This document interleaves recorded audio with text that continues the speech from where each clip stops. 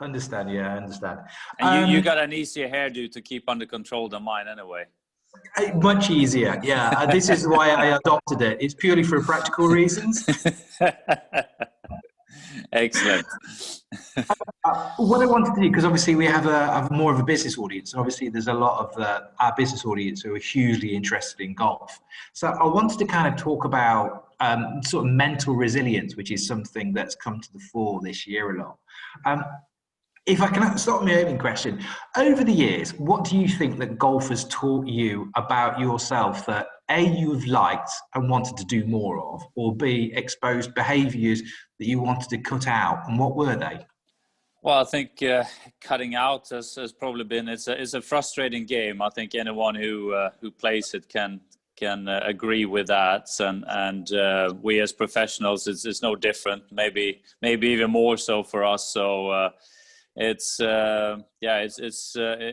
think most people have a little bit of a love and hate relationship to the game, and I certainly shown that my fuse can get a little short at times, and I've retired the odd club here and there. So that's probably one thing that I would have liked to cut out a little bit of the frustration and possibly the anger at times, but I guess that's also what makes me and makes me strive forward to become better as a player and work harder. So it's a bit of a double-edged sword, that one, but there's certainly been frustration over the years, no question. And I think in terms of, it is a mental game, and you have a lot of players out there who are more or less equally talented and got maybe slightly different skill sets, but very, very kind of even in terms of what they can produce on the golf course. And then, of course, the mental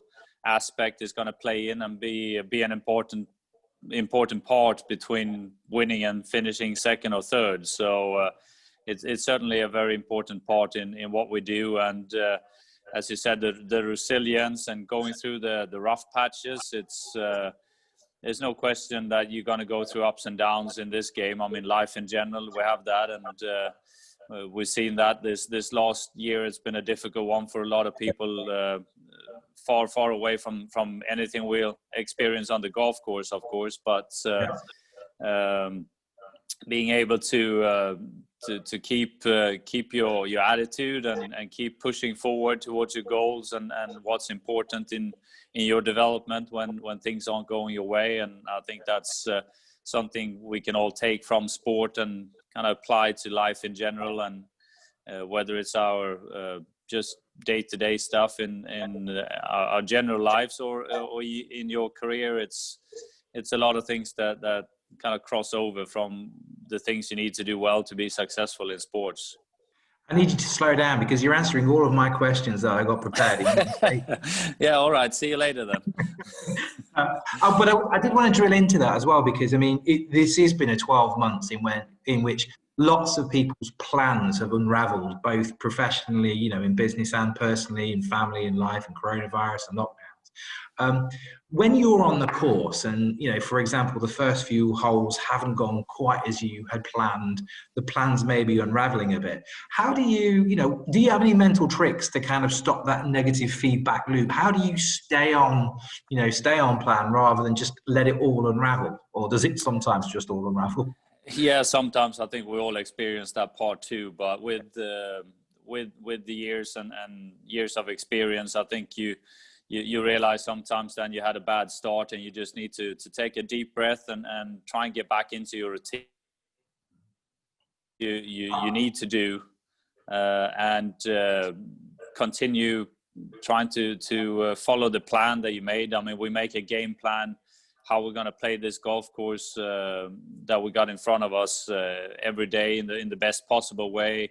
I go through some of the pin positions with my caddy beforehand to make sure that we know which ones that are the really difficult ones. And so you almost kind of have the green and amber and red lights on the pin position. So okay, if I'm in good position on the second hole, this is a green light. We can be aggressive on that one. But on the third, even if I'm in a perfect spot, this is one to be careful with because it's danger lurking right around the pin there. So just going back to follow your plan and getting back into your routines and trying to calm things down and just work away as you'd planned, and that's regardless of what happened on the previous holes. And I think you see that with inexperienced players sometimes. Then if they make a bogey on the first hole, they're going to make a totally different decision on the second base just because they were upset, or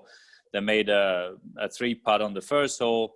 Now they're pulling out the driver on the second hole, which they might have decided beforehand that it's going to be a 3-iron off the tee, and you start making irrational decisions based on your performance beforehand. So I think that goes for anyone, that if you made a plan, you stick to that one and not make those decisions just based on how you feel and reacting on something that just happened. I mean, that kind of gels with something I wanted to talk to you about, which is like, we often hear about golf course management and strategy. I mean, you guys, when you're out there, you kind of have to deliver your strategy in a very live environment. What have you learned about delivering strategy? Is it literally that? Stick to the plan because there was a reason why you made the plan. And is that kind of a lesson for the business world in a way, or for all of us in a way? Yeah, I think so. When you make those game plans and you take those decisions, you normally do that in a good environment. You think things through properly, and you come to those conclusions and make those plans. And I think it's important for the most part to stick to them. I mean, in what we do, I'll probably put a game plan down on how I'm going to play this golf course for the week. And then it's not really until maybe the back 9 or the last 6 holes on a Sunday where I might be 3 shots ahead, or I'm 2 shots behind. That might make, a difference in how I'm going to approach those last couple of holes. But it's not really something I do on a Thursday morning, unless something, really different happens. I wouldn't change my game plan all of a sudden. It's I try and play my way into the week, and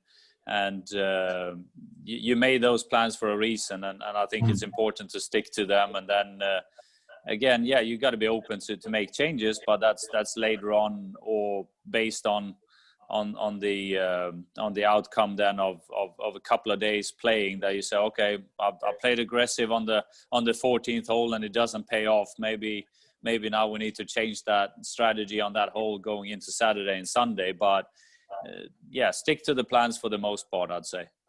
And then perhaps base any changes on evidence rather than than just quick reactions on.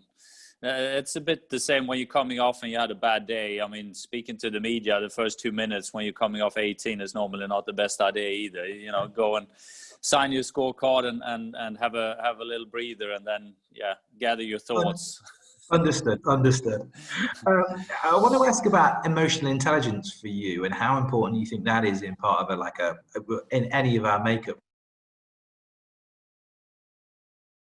As a father and a husband first, and then a professional sportsman next, how important is that to you? I mean, does that almost take the pressure off you a little bit, because your primary job in life is a father and a husband, and then the sports comes secondary? Because I think this is, again, a year that everyone's looking at emotional intelligence, and where do you go for support?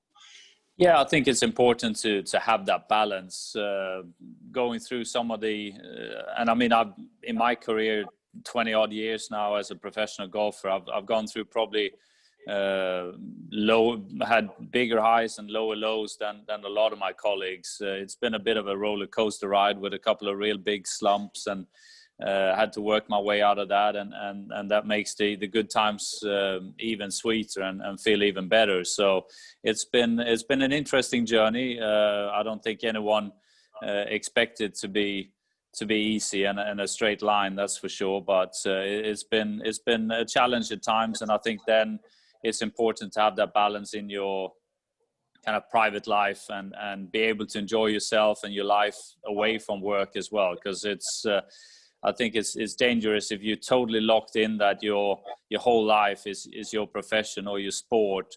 If things aren't going well on the golf course, or whatever you're doing, then if that affects you to 100% away from work as well, then it's going to be pretty tough day to day to get through. So I think it's important to be able to separate that a little bit, and I think I managed to do that to at least to a decent degree when I was going through my slumps, and using the support from the team and the family, and being able to enjoy myself and have a good laugh away from the golf course, even though things aren't going well on the golf course.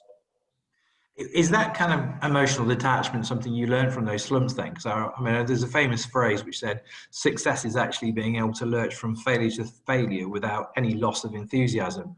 What's the biggest thing you've learned from your failures or your, those slumps that you talk about?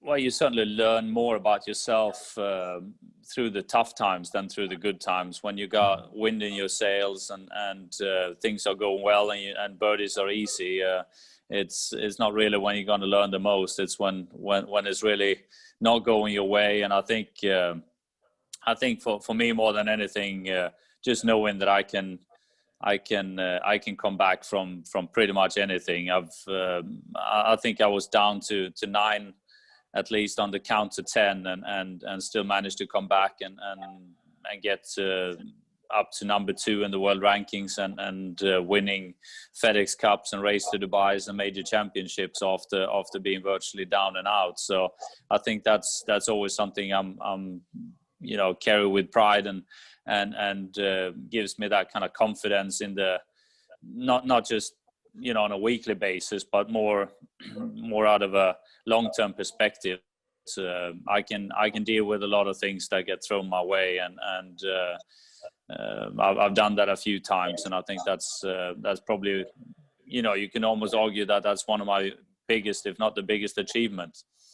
Well, I'm interested as well, because you talk. I mean, when we opened the conversation, you were talking about your drive. I mean, once you've reached that level of success that you've got, how do you kind of keep that fire going? How do you keep moving forward? Where does the drive come from to keep competing at that level?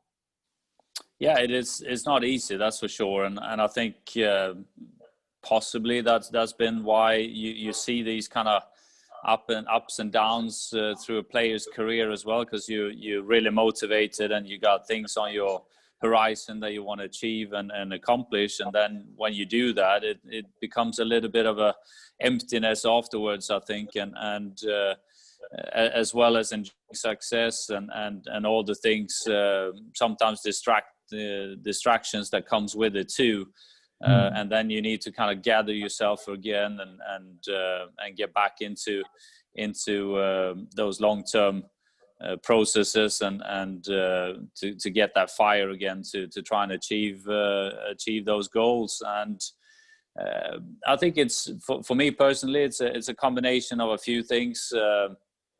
I enjoy competing, so I mean the competing part of it is something that I've always enjoyed, but I also enjoy the process of trying to get better and being out there practicing, and you're spending an hour in a bunker, and then all of a sudden you feel like, oh, these are the bunker shots that I really want to have, and the feelings that I want to have when I hit them, and so just spending that time with your equipment and out there practicing on the practice area, it's also one part, and just thinking back at all the great experience from like the Ryder Cups that I played in, that's a motivator enough to make me want to go out there and practice and try and be back on that European team at least one more time. Now, all professional sports, athletes these days are businessmen in their own right and business people in their own rights. What has golf, what has sport taught you about being a businessman? I think, I mean, it's been a lot of hard work to get to where I'm at in my golf career, and it's no different in the business life. I mean, anyone who's successful in their business, they've worked really hard to get there, and you can apply a lot of the same principles. Like we said, process thinking, really. What are the things that needs to be done here, and if you do the right things over time, more times rather than not, you're going to be rewarded for that as well. So there's a lot of the same principles you can apply in business as in sports.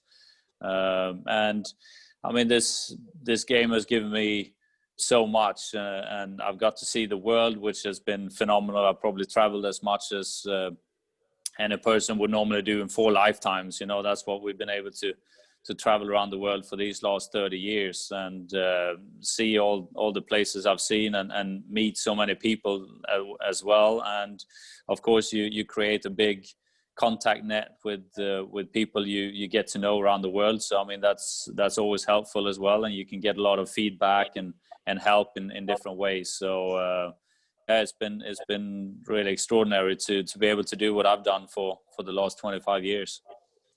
Talking there about traveling, I mean, after 2020 of lockdowns and obviously a lot of sports was cancelled, I mean, what does it mean to you to be out on the tour, particularly out in Saudi Arabia, coming out to the region and competing again? How much hope does that give you for 2021? Yeah, I think golf did phenomenal, both on the PGA Tour and the European Tour did amazing things to get our sport back up and running again, and to make that happen, and for the fans to be able to follow live golf again. We were one of the first, if not the first sport, kind of back up in action again here in the summer last year, and that has kind of been sort of the new norm of how we need to operate to make these tournaments happen. And life on tour is certainly different. We're in a bubble, and especially on the European Tour with us traveling through many different countries and regions, it puts even higher demand on us being that strict than playing on the PGA Tour where we're in one country and we can move around a little bit easier. So it's been a challenge, but still a lot of positives for us being up and playing again. And I think the fans and everyone that follows golf is really happy to see us out playing, and then also coming to new territories. Like you say, it's the 3rd year now we're playing in Saudi, and there's a big interest in the sport and the event. So I think if we can bring that to many different parts of the world, I think that's positive.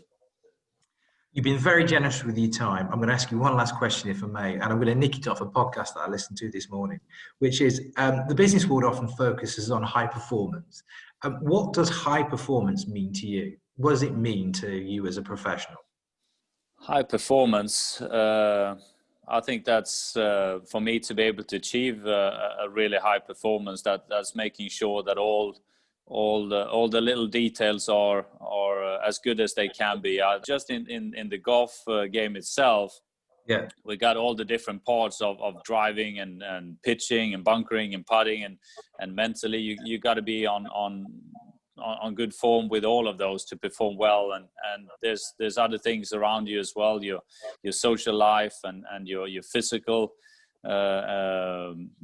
states and injuries and all this to just try and have as many parts in as good of an order as you can to be able to then come together and achieve your best, really. So it's not just looking at one thing, it's looking at all the different parts that's in there and try and work on all of them, because like they say, the chain is not really stronger than the weakest link, right? So it's really to try and make sure that you got as many of the pieces in good shape, and then I think you can give yourself the best chances of a high performance. Great stuff. As I say, you've been very generous with your time. Thank you very much. Look after that hair. Believe me, you'll miss it when it's gone. Yeah, get a nice polish. Thanks. All right. Thanks very much. You. All the best. Yeah, nice talking to you. Thanks. You too.